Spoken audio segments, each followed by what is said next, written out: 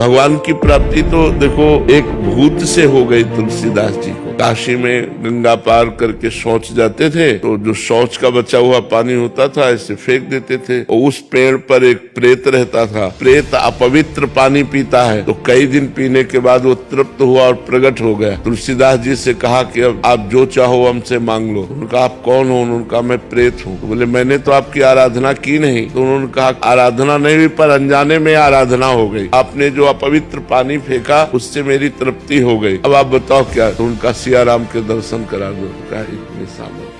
हमारी इतनी सामर्थ्य नहीं है कि मैं सिया राम के दर्शन करा दूं। उपाय बता सकता हूँ, उपाय से पक्का सिया राम के दर्शन हो जाएंगे। तो उनका बताओ। तो बोले तुलसी घाट में जब रामचरित्र का गायन किया जाता है, भगवान की कथा होती है, उस समय महावीर परम महाभागवत बजरंगबली हनुमान जी महाराज आते हैं। उनके चरण पकड़ लो, वो सिया राम जी के दर्शन करा देंगे। तो उनका हम पहचानेंगे कैसे? बोले सबसे पहले आते हैं और सबसे बाद के जाते हैं और मलिन वस्त्र होता है, वृद्ध स्वरूप होता है। तुलसीदास जी उस दिन गए तो जे ही कथा सुनी तो सबसे पहले आकर हनुमान जी महाराज बैठ गए। मलिन कपड़ा पहने ऐसे वृद्ध रूप में तुलसीदास जी दृष्टि रखते हैं। और जब सब चले गए तो हम प्रणाम करके जो ही चले सो पीछे लगे तो भागे हो। तो तुलसी घाट से लेकर संकट मोचन जो काशी के हैं वहाँ तक हनुमान जी भागे। तुलसीदास जी जाके चरण पकड़ लिए। उनका क्या चाहते हैं? तो उनका प्रभु इतने दिन हो गए भजन करते हुए, मैं अपने प्रभु को देखना चाहता हूँ, कैसे है मेरे सिया राम जी। तो उनका यहाँ काशी में नहीं, चित्रकूट में चलो। तो फिर हनुमान जी की कृपा से श्री लक्ष्मण जी और श्री राम जी का साक्षात्कार